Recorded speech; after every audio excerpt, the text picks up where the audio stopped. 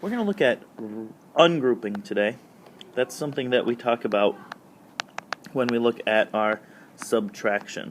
Many students can subtract single-digit numbers as long as the first number is bigger than the second number, but when we start getting into double-digit numbers, where we have to ungroup, or borrow as we used to call it, it becomes a little bit more of a challenge. So we're going to look first today at these numbers. We're going to do 34 minus 18. When we look at this, the first thing that we've taught our students to always look for is there more on the floor? This is the question that we ask all of the time. Is there more on the floor? What it's asking us to think about is the bottom number bigger than the top number? And if it is, that means we have to ungroup. So, is there more on the floor? Yes. The 8 is bigger than the 4. So, if there's more on the floor, then we go next door.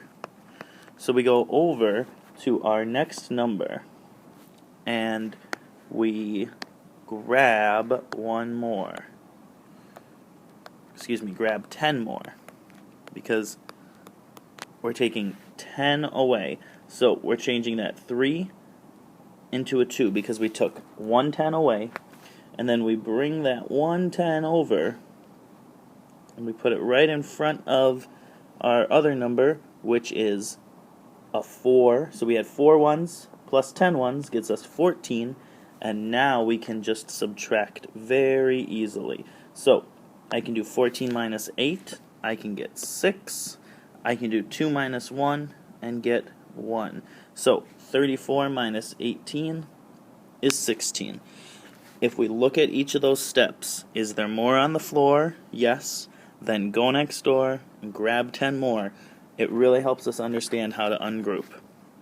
If we look at it with bigger numbers, so let's say that we have 524 minus 386. So first we ask ourselves, is there more on the floor? Yep. So we need to go next door and grab 10 more.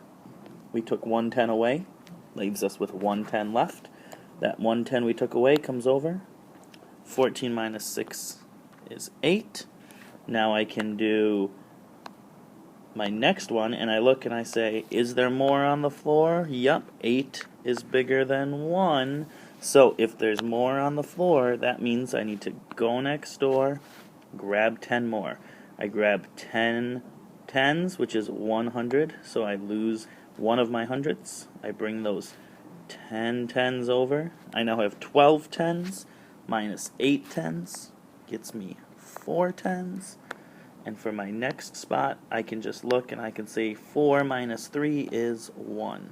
So when I look at it like that, I think about ungrouping each number when I need it by looking at, is there more on the floor?